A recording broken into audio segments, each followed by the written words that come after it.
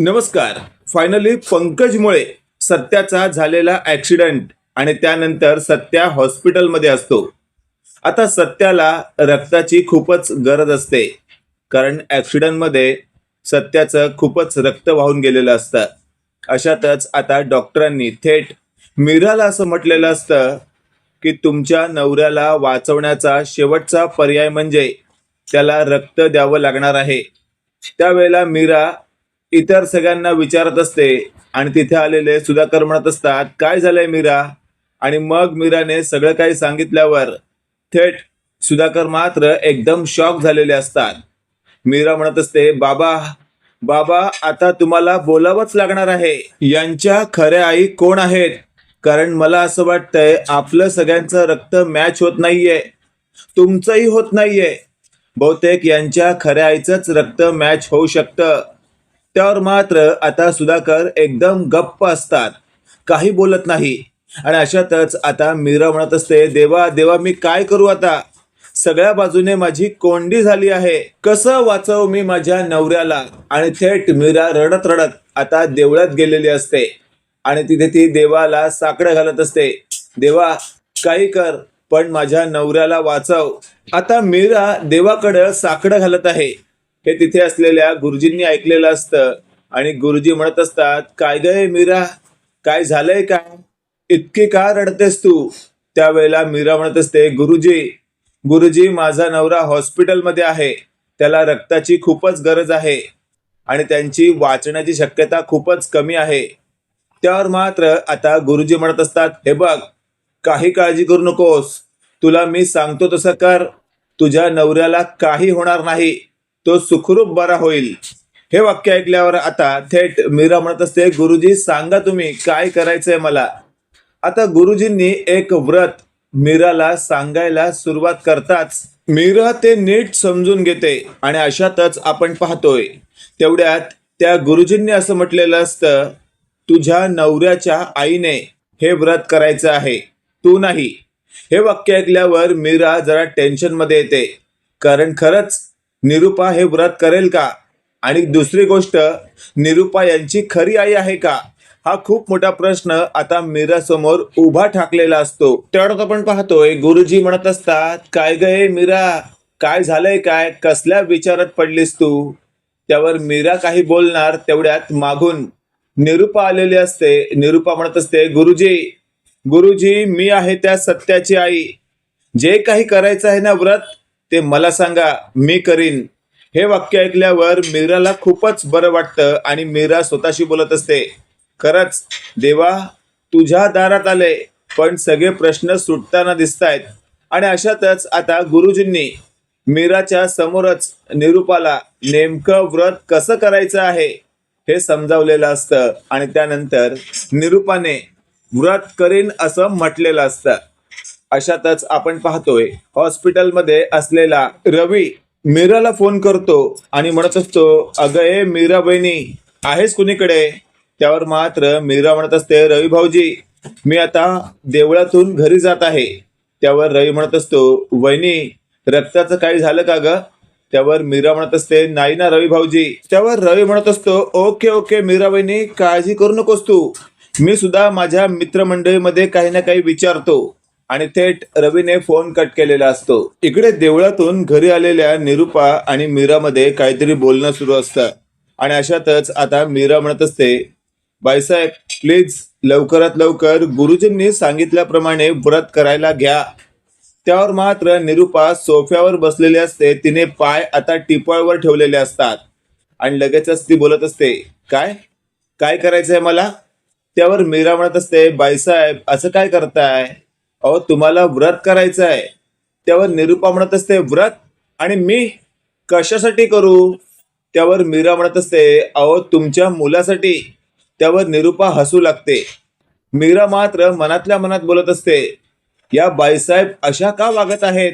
आणि अशातच आता थेट निरुपा म्हणत असते, ए मीरा येड लागलंय का तुला? येड लागलंय? त्या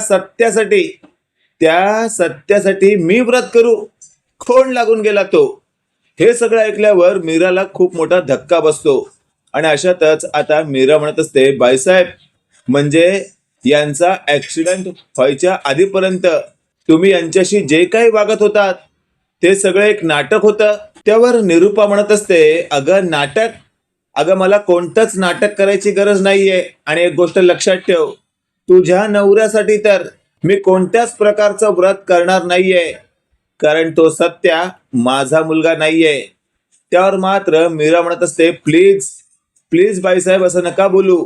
तुम्ही त्यांच्या आई आहात ना, त्यांनी तुम्हाला आईचा दर्जा दिलाय. मग त्या नात्याने तुम्ही ते व्रत केलं तर माझा नवरा आणि तुमचा मुलगा सत्या नक्कीच त्या संकटातून बाहेर येईल. हे वाक्य ऐकल्यावर निरूपा म्हणत असते, हाड ग, मी नाही करणार व्रत. आणि हे बघ, तुझा नवरा जगला काय किंवा मेला काय मला काही फरक पडत नाही. हे वाक्य ऐकल्यावर मात्र मीराचं टाळकं सटकतं आणि लगेचच आता मीराने त्याच वेळेला निरूपाचं थोबाड फोडण्याचा प्रयत्न केलेला असतो मनातल्या मनात. पण शेवटी तिने तो राग गिळलेला असतो, कारण ती वेळ महत्वाची असते. आणि लगेचच आता ती हॉस्पिटलमध्ये पोहोचते, जिथे सुधाकर बाहेर बसलेले असतात. मीराला आलेलं पाहून सुधाकर लगेचच म्हणत असतात, मीरा काही रक्ताची अरेंजमेंट झाली का? त्यावर मीरा म्हणत असते, बाबा बाबा आत्ता तरी तुम्हाला खरं सांगावंच लागेल. त्यावर मात्र सुधाकर म्हणत असतात, मीरा परत तुझं तेच सुरू झालं का? त्यावर मीरा म्हणत असते, बाबा एक गोष्ट लक्षात ठेवा, मला माझ्या नवऱ्याला वाचवायचं आहे. त्यासाठी मला काही करावं लागलं ना तरी मी करीन. मला तुमचं ते कसलं सत्य आहे ते जाणून घेण्यात इंटरेस्ट नाहीये, पण माझा नवरा वाचला पाहिजे एवढं मात्र खरं. त्यावर सुधाकर म्हणत असतात, मीरा मीरा नेमकं काय म्हणायचंय काय तुला? त्यावर मीरा म्हणत असते, बाबा काल जेव्हा मी बेडरूम मध्ये रिया बरोबर संदूक ओपन केली, त्यातनं ते लॉकेट आणि ती चिठ्ठी सापडली. त्यानंतर तुम्ही आणि आजी आलात आणि आम्हा दोघांना झाप झाप झापलत आणि काय म्हणालात, आम्ही संदूक उघडलेली तुम्हाला अजिबात आवडलं नाही. पण बाबा खरं तर आता मला हे कळलं पाहिजे यांची खरी आई कोण आहे. कारण निरूपा म्हणजे बाईसाहेब यांनी आज जे वाक्य म्हटलं ना, त्यानंतर माझं टाळकं सटकलंय. तुम्ही काय म्हणालात की निरूपाच सत्याची खरी आई आहे, पण मी सांगते तुम्हाला हे तुम्ही खोटं बोललात. त्यावर मात्र सुधाकर म्हणत असतात, मीरा माझ्यावर खोटेपणाचा आळ घालायचा नाही. त्यावर लगेचच आपण पाहतोय मागून आजी आलेली असते. ती म्हणत असते, सुधा सुधा शांत हो, हॉस्पिटल आहे हे, आणि मीरा जे काही बोलते ते काही चुकीचं नाहीये. त्यावर सुधाकर म्हणत असतात, आहे आहे तू पण आता या मीरा बरोबर? त्यावर आजी म्हणत असते, हो, ह्या पोरीला तिच्या नवऱ्याला वाचवायचं आहे, त्यासाठी तिला खरं काय ते कळलंच पाहिजे. हे वाक्य ऐकल्यावर मात्र आता सुधाकर एकदम शॉक होतात. तेवढ्यात आपण पाहतोय आता हॉस्पिटलच्या ऑपरेशन थिएटर मधून डॉक्टर बाहेर आलेले असतात आणि तेवढ्यात मीरा त्यांच्याकडे धावत जाते आणि ती बोलू लागते, डॉक्टर डॉक्टर कसे आहेत माझे हे? त्यावर डॉक्टर म्हणत असतात, सध्या तरी काही सांगता येत नाही, कारण लवकरात लवकर रक्ताची व्यवस्था नाही झाली तर त्यांच्या जीवाला धोका आहे. त्यावर मात्र मीरा म्हणत असते, डॉक्टर आम्ही तर खूप प्रयत्न करतोय, तुम्हीही तुमच्या कॉन्टॅक्टने कुठे रक्त असेल तर बघा ना. त्यावर डॉक्टर म्हणत असतात, आमचेही प्रयत्न सुरू आहेत. आणि अशातच आता डॉक्टर म्हणत असतात, बी पॉझिटिव्ह, आणि डॉक्टर तिथून निघून जातात. त्यावर लगेचच आता मीरा सुधाकर यांच्याकडे येते आणि म्हणत असते, बाबा बाबा आता शेवटचा पर्याय म्हणून तुम्हाला यांच्या आईला या ठिकाणी आणावंच लागेल. कदाचित त्यांचं रक्त मॅच झालं तर. तेवढ्यात आपण पाहतोय तिथे रवी आलेला असतो. रवी म्हणत असतो, अगं वहिनी तू देवळात गेली होतीस ना, आणि गुरुजींनी तुला कोणतं व्रत करायला सांगितलं होतं? तेवढ्यात आपण पाहतोय आता मीरा म्हणत असते, रवी भाऊजी गुरुजींनी जे काही व्रत करायला सांगितलं होतं ना ते मला नाही तर यांच्या आईंना. हे वाक्य ऐकल्यावर आता रवी म्हणत असतो, मग आई करेल की ते व्रत? त्यावर लगेचच आता मीरा म्हणत असते, रवी भाऊजी आधी निरूपा म्हणजेच बाईसाहेबांनी हे व्रत मी करीन असं म्हटलं आणि मग अचानकपणे पलटी मारली. आता म्हणतायत की तो सत्या हॉस्पिटलमध्ये मेला तरी मला काही फरक पडत नाही. हे वाक्य ऐकल्यावर मात्र रवी म्हणत असतो, पप्पा काय चाललंय सगळं आईचं हे? आई असं का वागते? आणि अशातच आता मीरा म्हणत असते, रवी भाऊजी तुम्ही बाबांना सांगा ना यांच्या खऱ्या आईपर्यंत हे सगळं प्रकरण न्यायला. आणि अशातच आता आजीने सुधाकरला म्हटलेलं असतं, सुधा आता ती वेळ आली आहे. तुला जर तुझ्या मुलाला जिवंत बघायचं असेल तर आत्ताच्या आत्ता मी सांगते तसं कर. आणि लगेचच आता सुधाकर त्या ठिकाणाहून थेट बाहेर पडलेले असतात. इकडे आपण पाहतोय मीराला आता आजी म्हणत असते, काळजी करू नकोस, सगळं काही नीट होईल. आणि अशातच आपण पाहतोय थोड्या वेळानंतर हॉस्पिटलमध्ये एक बाई चालत येताना दिसत असते. आणि अशातच आता तिच्या मागोमाग सुधाकरही असतात. तेवढ्यात आपण पाहतोय सुधाकर म्हणत असतात, मीरा ही आहे तुझ्या नवऱ्याची खरी आई. हे वाक्य ऐकल्यावर मीराला खूपच बरं वाटतं. आणि मीराला ती बाई म्हणत असते, तू आहेस तर माझ्या सत्याची बायको, काळजी करू नकोस, मी आहे सत्याची आई. गुरुजींनी सांगितलेलं व्रत मला सांग, मी पूर्ण करीन. त्यावर मात्र मीराला खूपच बरं वाटतं. आणि मीरा म्हणत असते, आई आई तुम्ही आलात. त्यावर लगेचच आता ती बाई म्हणत असते, हो काळजी करू नकोस, आता सगळं काही नीट होईल. तेवढ्यात आपण पाहतोय मीराला डॉक्टर म्हणत असतात, आता शेवटचा पर्याय आहे, लवकरात लवकर रक्त अरेंज करा, नाहीतर त्या व्यक्तीचा जीव धोक्यात आहे. तेवढ्यात ती बाई म्हणत असते, तो माझा मुलगा आहे, त्याला माझं रक्त द्या. आणि अशातच आता मीराला देखील कन्फर्म कळालेलं असतं की इथे सगळे काही प्रश्न सॉल्व्ह होताना दिसत आहेत. आणि मीरा म्हणत असते, आई खरंच तुमचं रक्त जर यांना मिळालं तर निश्चितच यांचा जीव वाचेल. लगेचच आता डॉक्टरांनी आलेल्या त्या बाईचं रक्त चेक केलेलं असतं. त्यावेळेला कन्फर्म कळालेलं असतं की रक्त अगदी मॅच होत आहे. त्यावर लगेचच डॉक्टरांनी आपली पुढची प्रोसेस सुरू केलेली असते. लगेचच आपण पाहतोय आता सुधाकर स्वतःच्या आईला म्हणजेच मीराच्या आजीला म्हणत असतात, आय आय यापुढे सगळी गडबड होणार आहे. त्यावर मात्र आता आजी म्हणत असते, सुधा काळजी करू नकोस तू, ही जी मीरा आहे ना ती आपल्या घरातील गृहलक्ष्मी आहे, ती सगळं काही मॅनेज करून घेईल. लक्षात ठेव, तुझ्या निरूपाने जो काही घोळ घातलाय ना तो घोळ आता मीराला निस्तारावा लागणार आहे. त्यावर सुधाकर म्हणत असतात, देवा देवा माझ्या या सुनेला, माझ्या या मुलीला तो सगळा घोळ निस्तारायची शक्ती दे. आणि अशातच आपण पाहतोय शेवटी निरूपाला जेव्हा हे कळतं की हॉस्पिटलमध्ये सुधाकरची खरी आई आली आहे, आता यानंतर मात्र जेव्हा सत्याला कळेल की मी त्याची खरी आई नाहीये आणि मी सत्याच्या बाबतीत काय म्हणाले तर सत्य तर मला काडीची किंमत देणार नाही. निरूपाला आता कसं तरीच होत असतं. आणि अशातच आता निरूपा म्हणत असते, काही झालं तरी त्या सत्याच्या आईला मी या घरात अजिबात राहू देणार नाही. तेवढ्यात आपण पाहतोय तिथे पंकज आलेला असतो. पंकज म्हणत असतो, काय गे मम्मा, कसला विचार करतेस तू, फारच टेन्शन मध्ये दिसतेस. त्यावर लगेचच आता निरूपा म्हणत असते, काय रे हे सगळं एवढं घडलं, तू होतास कुठे 2 दिवस. त्यावर पंकज म्हणत असतो, मम्मा अगं मला ना एक महत्त्वाचं काम होतं, त्या कामासाठी मला बाहेर जावं लागलं होतं. त्यावर निरूपा म्हणत असते, अचानक तुला महत्त्वाचं कोणतं काम आलं रे. त्यावर पंकज म्हणत असतो, मम्मा अगं असं काय करतेस, कसं आहे ना आता कोणतं ना कोणतं काम मला करावंच लागणार आहे. त्या संदर्भात ना माझ्या इकडे तिकडे अनेक सध्या मीटिंग सुरू आहेत. आणि मला सांग ना नेमका हा सत्याचा ॲक्सिडेंट कसा आणि कोणी घडवून आणला. त्यावर निरूपा म्हणत असते, ॲक्सिडेंट घडवून आणला असं का वाटतंय तुला. त्यावर पंकज गोंधळतो आणि म्हणत असतो, मला असं म्हणायचंय ॲक्सिडेंट झाला कसा. त्यावर निरूपा म्हणत असते, काय ते खरं सांग, या सगळ्या मागे तुझा तर हात नाही ना. त्यावर पंकज गोंधळतो आणि म्हणत असतो, ए मम्मा काही काय बोलतेस.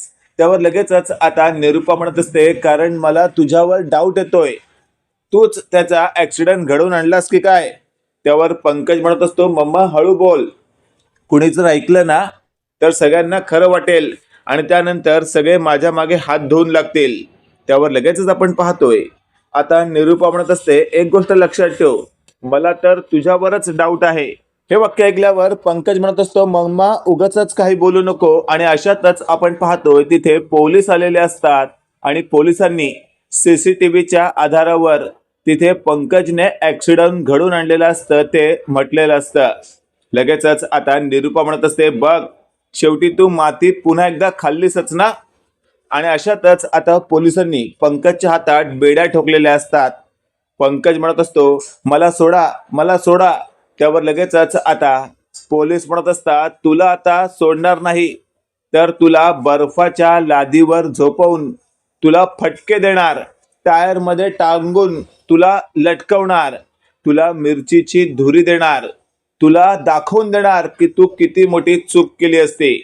त्यावर पंकज लगेचच पोलिसांच्या तावडीतून सुटतो आणि निरूपाच्या मागे जाऊन लपतो. तो म्हणत असतो, मम्मा मम्मा प्लीज मला वाचव, हे लोक मला नेऊन मारतील.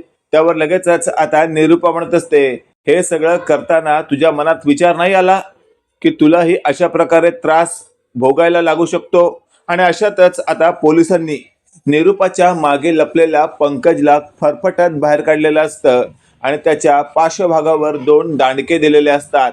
पंकज जोरजोरात ओरडत असतो आणि अशातच आपण पाहतोय थेट पंकज ज्या वेळेला स्वप्नातून उठतो म्हणजे झोपेतून, त्यावेळेला कळतं त्याला, अरे हे तर सगळं स्वप्न आहे, पण जर खरंच पोलीस आले तर माझं काही खरं नाही. या भीतीने आता पंकज खूपच घाबरलेला असतो. इकडे आपण पाहतोय हॉस्पिटलमध्ये त्या बाईने दिलेलं रक्त सत्याला देण्यात आलेलं असतं आणि सत्याला आता बरं वाटत असतं, त्याला शुद्ध आलेली असते. सुधाकर म्हणत असतात, निरूपा एक गोष्ट लक्षात ठेव, तू जे काही वागलीस ना त्यासाठी तुला खूप मोठी किंमत मोजावी लागणार आहे. अशातच आता मीरा म्हणत असते, बाईसाहेब यानंतर तुमचा आणि माझा ना फारसा संबंध नसणार आहे, कारण तुम्ही जे वाक्य माझ्या नवऱ्याबद्दल बोललात ना त्यानंतर मला तुमचं थोबाडही पाहायची इच्छा राहिलेली नाहीये. त्यावर लगेचच आता आजी म्हणत असते, मीरा अगदी बरोबर बोलतेस तू, या फटकळ बाईसमोर ना कोणीच आपलं चांगलं बोलणं ठेवू शकत नाही, हिला तर फाट्यावरच मारलं पाहिजे. त्यानंतर सुधाकर मीराला म्हणत असतात, हे बघ मीरा, फक्त आणि फक्त सत्यासाठी मी या सत्याच्या आईला इथपर्यंत आणलंय, पण यानंतरचं सत्य जाणून घेण्याचा प्रयत्न करू नकोस, नाहीतर खरंच खूप मोठा विध्वंस होईल. हे वाक्य ऐकल्यावर मीरा म्हणत असते, बाबा यापुढे आता कोणतं सत्य राहिलंय. त्यावर लगेचच आता सुधाकर यांनी मीरा समोर हात जोडलेला असतो की प्लीज नको नको या सत्यापर्यंत जाऊ. मित्रांनो, तुम्हाला काय वाटतंय, खरंच येत्या काळामध्ये जे काही असं सत्य आहे जे अजूनही मीराला माहिती नाहीये, सत्याला माहिती नाहीये, ते जेव्हा यांच्या समोर येईल तेव्हा काय होईल आणि खरंच हे सत्य बाहेर आलं पाहिजे का? कमेंट करून नक्की कळवा आणि असेच नवनवीन अपडेट पाहण्यासाठी व्हिडिओला लाईक आणि चॅनलला नक्की सबस्क्राईब करा. धन्यवाद.